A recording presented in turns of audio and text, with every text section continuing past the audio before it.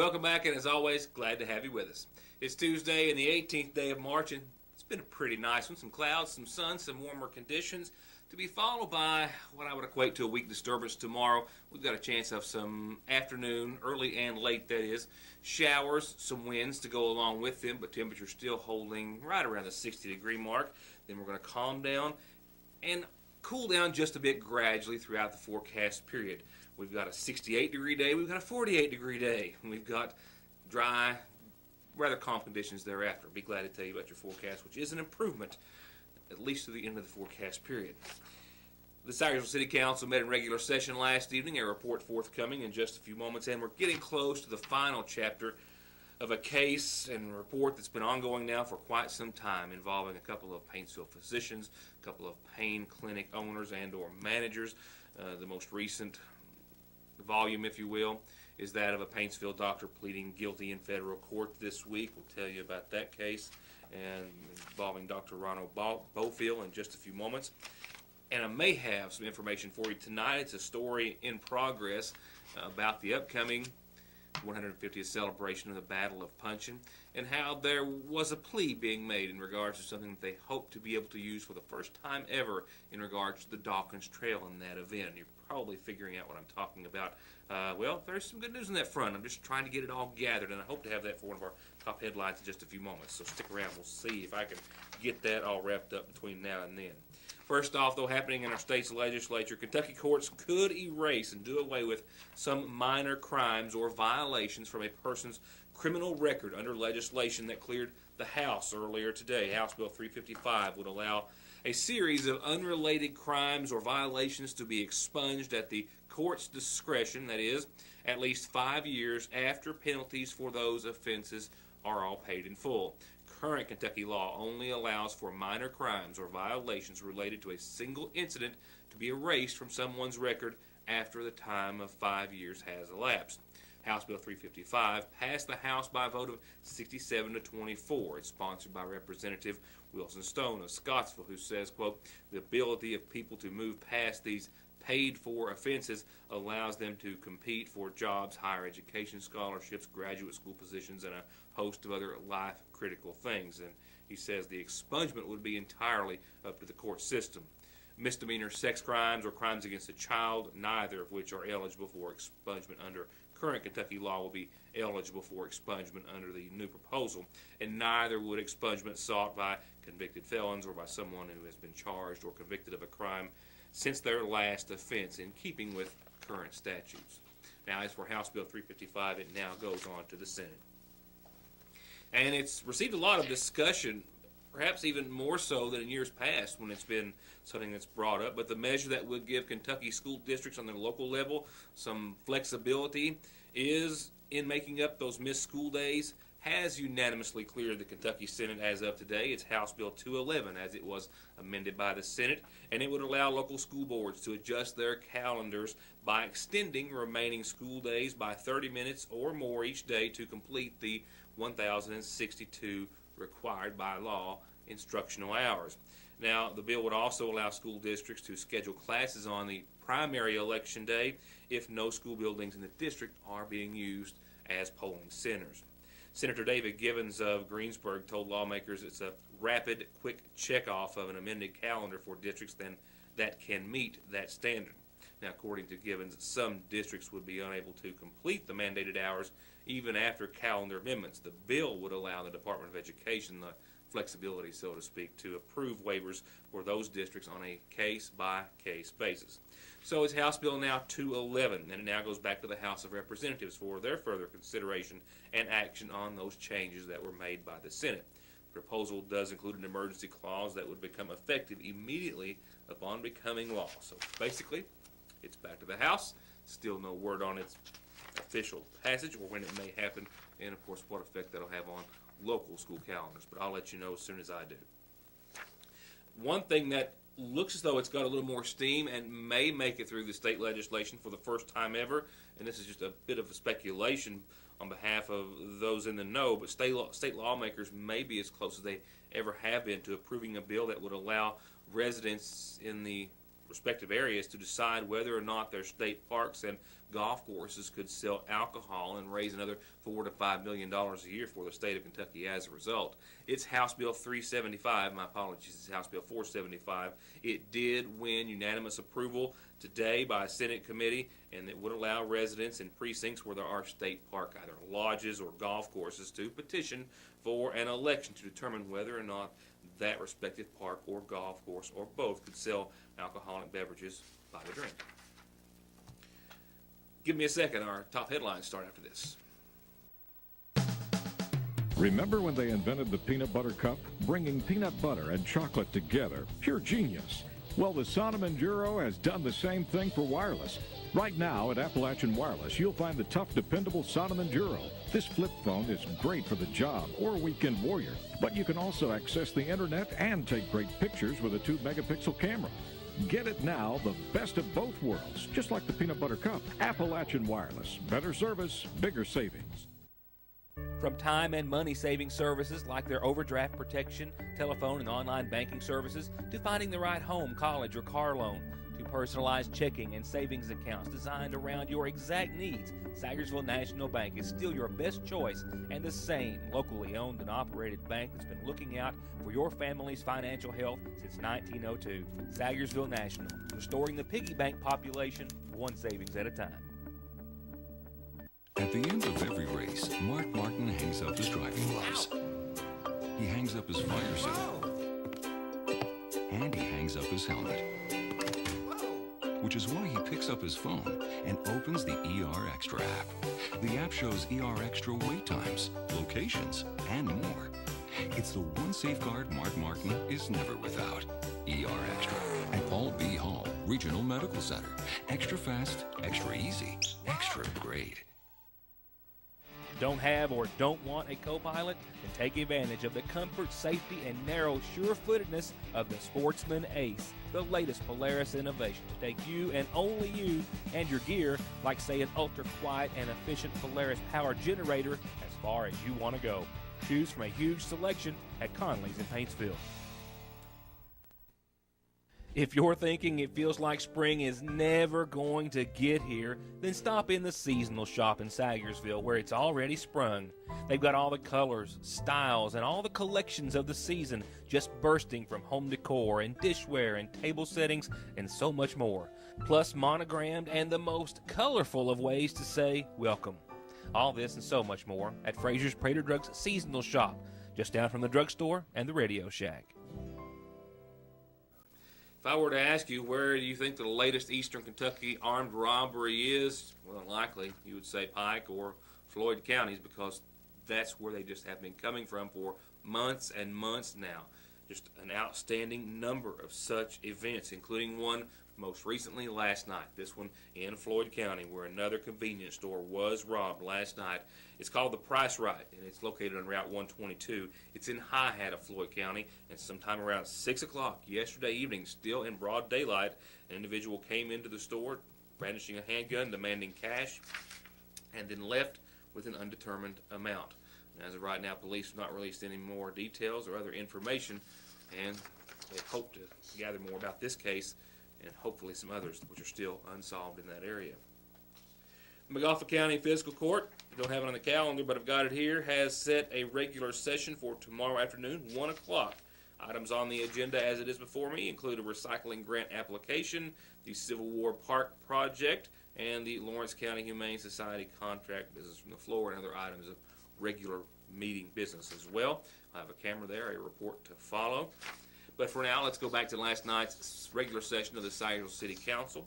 They discussed several regular items of business, including a topic of smoking in public buildings and public places, and some other items pertaining to city government, and maintenance was a big topic of discussion, as the weather they are hoping is going to break sometime soon. After payment of bills and other regular business items, the topic of local liquor and alcohol ordinances was discussed, an item that was tabled pending some further information needed from the ABC on the matter. Up next, the topic of public smoking in public buildings and those owned by city government. Discussion of a no smoking ordinance inside all public buildings. The state legislature this year had a the last 2 sessions they've had tried to do a statewide no smoking ordinance, and both times it never got to vote. So this guy just wanted to know if we'd ever consider doing a no smoking ordinance for the businesses. Well, don't we already have that in place in Sayersville? Not In no the public buildings? Not no smoking for everything. I think he's wanting that. His main, and he says his main concern was the funeral homes were having smoking inside them. Well, Areas. you know, anywhere you go in public buildings, or you can't smoke. That's the state buildings, I think, state Well, and federal buildings. I think that we ought to have a The state don't have, I'm saying, the state don't have one, and Prestonburg passed one, Moorhead has passed one, Lexington has one, Pikeville passed one a couple years ago. Pikeville passed one. Typeville passed one, so. I'm all for it, but I'd also like to include city-owned vehicles in that. In this, I would like to do that. But We'll get better trade-in when we go to the sell vehicle or something, if it's not been smoked in. If we're gonna get new police cars, sure don't want them smoked in. So I'm all for an ordinance. Are you guys for that? In public buildings, we don't smoke. We talked about that once before, I think, across the street around smoke-free. Well, the health department, we as a health department, we went around and tried to talk to the businesses and get them to voluntarily do it. And I think right now there's only 3 businesses in the city that allow smoking in.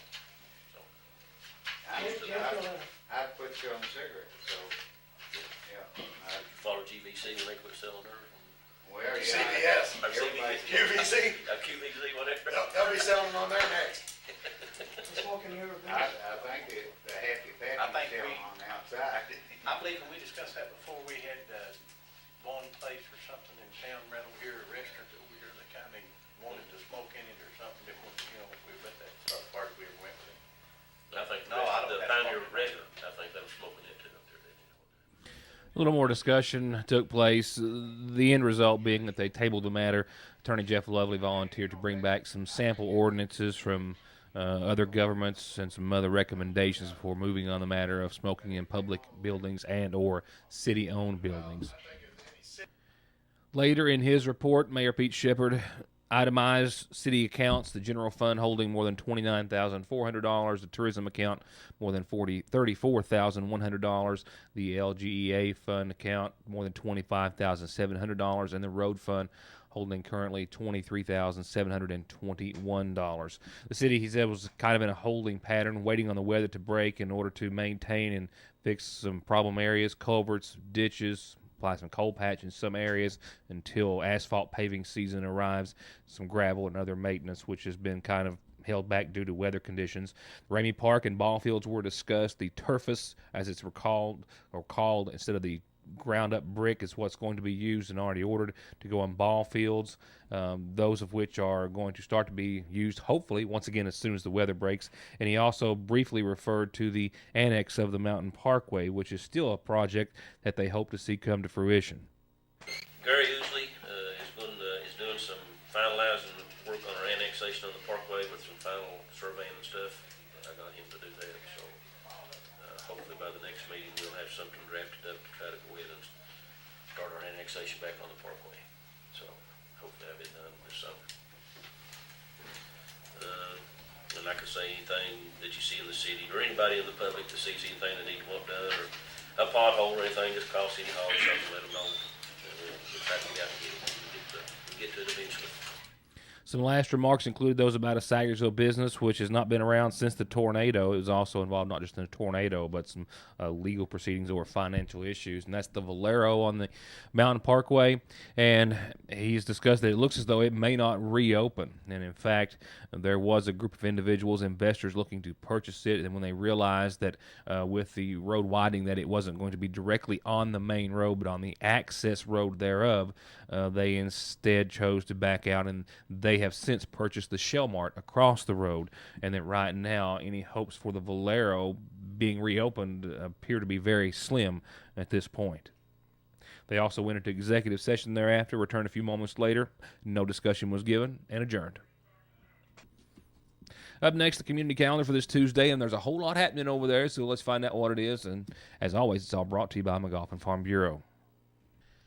First up, I've got a viewer distraught over a couple of lost pets, and you can see why. One face as cute as the other. They've been gone just since yesterday, but they have searched everywhere in the surrounding area, and they've been very unfortunate to finding them so far. Not finding them, obviously. This is a blonde lab, 4 years of age, and it and a pup, a 6-month-old German Shepherd that I'll show you here in just a second, have both wandered off or disappeared from the Route 114 area near Dry Bread. I think in that vicinity, the two may be traveling together, and their whereabouts is unknown at this time. Now I've got a phone number for you, 349-2735. It's 349-2735. If you've seen both or either or of these pets, wait a second, there it is, please call that number. And, of course, if you're ever on the road and obviously not going to remember a phone number you may have heard the night before because you didn't need it at that time, call us here at the newsroom, and we'll relay that information to the homeowner. But two lost pets, a blonde lab, 4 years of age, and a 6-month-old German Shepherd pup, both friendly, both pets, and both missing from the Route 114 area. And if you can supply any information, it would be greatly, greatly appreciated. 349-2735.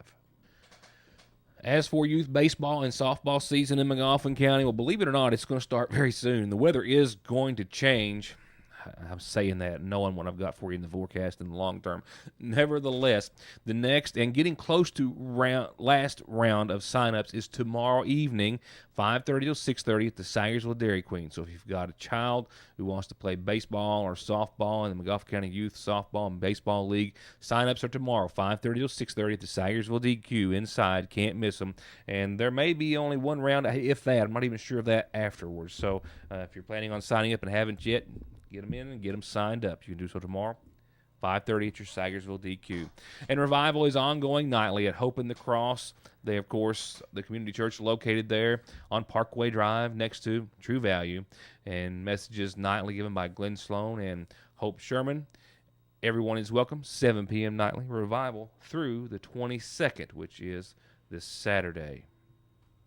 Water Into Wine is distributing food boxes at their location at the Lakefront Church of God on Route 30 at the old Middle Fork Elementary School tomorrow morning beginning at 8:30. The McGoffin County Safe Coalition meeting set for tomorrow at noon. Lunch will be provided. This meeting is open to the public. All they are gathering for is their concentration on a substance abuse-free environment. Safe Coalition. The Middle Fork Fire Department turning 10. Can you believe it? And to do so, they're going to celebrate, and they hope to have you with them. They're going to do it this Saturday evening starting at 6, and they're going to have all sorts of food, fun, entertainment, guest speakers, and more at the Middle Fork Fire Department. In case you don't know, if you're traveling down Route 30 and you want to take a left onto Bear Branch, well, you have to drive right by them. Or if you cruise on down Route 30, you're still going to drive right by them.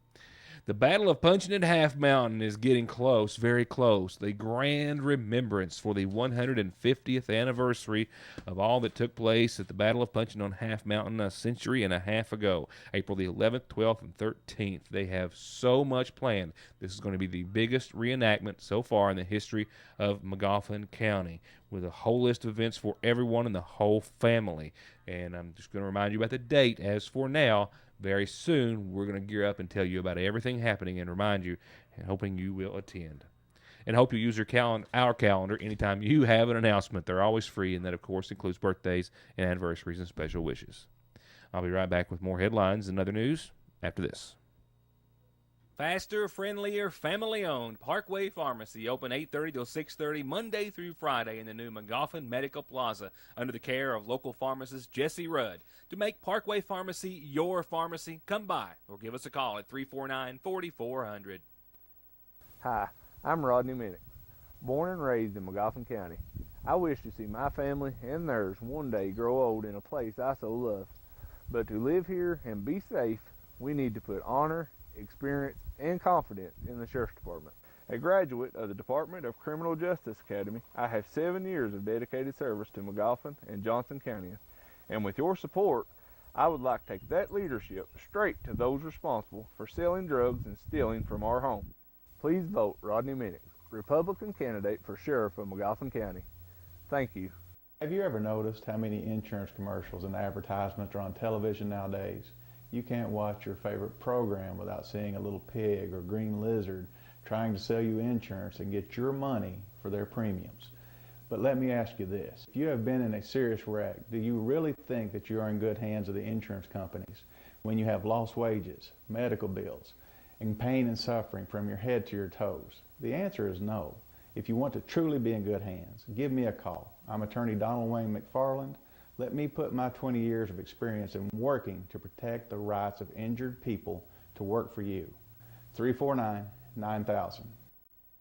Just for you, just this month, our famous chicken strip basket with Texas toast, tasty gravy, and fries or onion rings is only $4.49. And if you haven't for a while, take a closer look at the ultimate. Closer, closer. 2 home-style burgers, bacon, cheese, lettuce, tomato, pickles, and our special sauce make it just that, the ultimate. Or our juicy pork barbecue sandwich with slaw on top or on the side. At your Sayersville Dairy Queen, where March is all about green with the mint Oreo for the blizzard of the month at your Sayersville DQ. Always the best selection of hand-picked, quality, pre-owned cars, trucks, and SUVs, all with the service, prices, and financing aimed at making sure you drive off with the deal and vehicle you've been looking for. Premier Motors in Paintsville, 297-4121. Game time means wing time at Lee's, and that means it's time for you to try our new buffalo wings. I can't tell you our secret, but I can tell you they're marinated and then rolled in our famous, albeit a little spicy, crispy chicken batter and served up with any of our 7 delectable sauces. So get your hands on a meal or a box today at your Sayersville Lee's famous recipe, where no one does chicken like we do chicken. Gathering some details, hoping to have another top story for you in just a few moments. And if I can't get all that together, I think I'm going to be sure enough to at least let you in on what we have heard unofficially in regards to that big reenactment which is planned at the Battle of Half Mountain for the 150th celebration. And one way or the other, I'll elaborate more in just a few moments. But first, let's get into the latest chapter and what's getting closer to being the final chapter for an ongoing report and story out of Paintsville involving pain clinics, Paintsville doctors, and pain clinic managers and or operators or owners.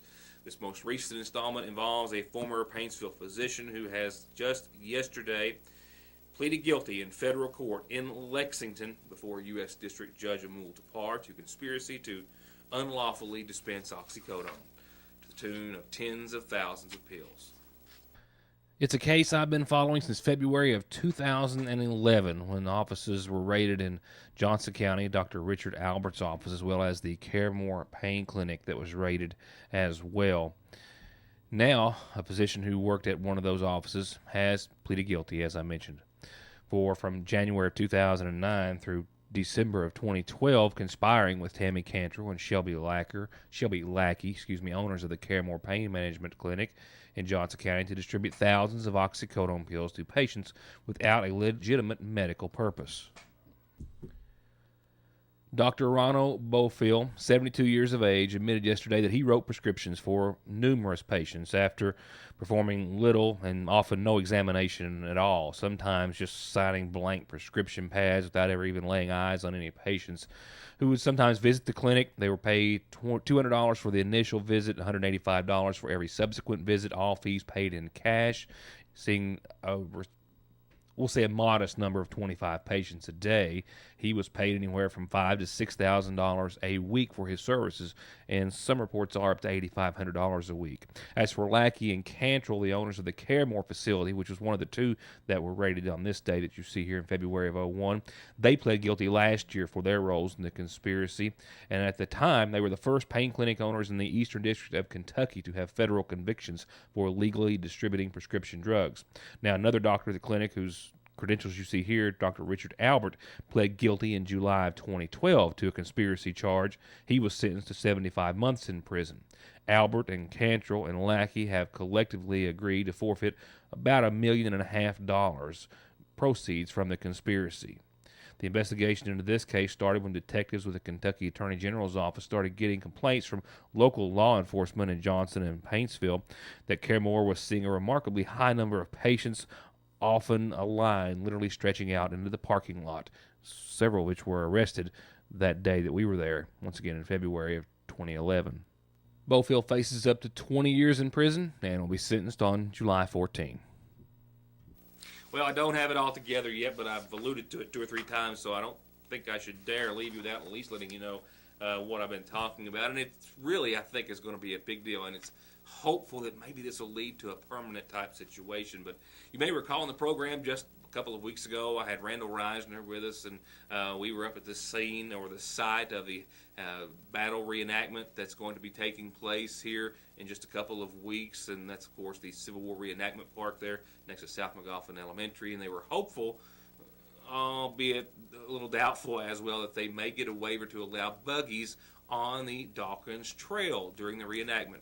Well, I have it on unofficial word that has been granted. We're trying to get some more details, and it's going to open up a wide array of events for that day, we think, and we're hopeful that it might also lead to, hopefully, that being a permanent installment, if you will, allowed on the trail thereafter. We're getting a little bit ahead of ourselves for that, but for now, it looks as though they're going to be able to include buggies and buggy rides on the trail during the weekend of the reenactment, and we'll be talking more about that and the reenactment itself very soon.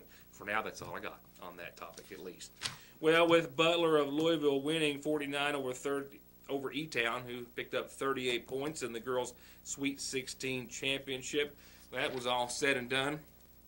Just a reminder, the boys' action tips off tomorrow at noon at Rupp, South Oldham, and Hopkinsville in Game 1. The fourth game of the day is tip-off set for, when I do glasses before too long, I've been putting it off, 8 o'clock, and that will be our Golden Eagles of Johnson Central and Campbell County. 6 o'clock tomorrow, first-round action for our Eastern Kentucky and 15th Region champions. We wish them well, and we'll let you know how they do thereafter.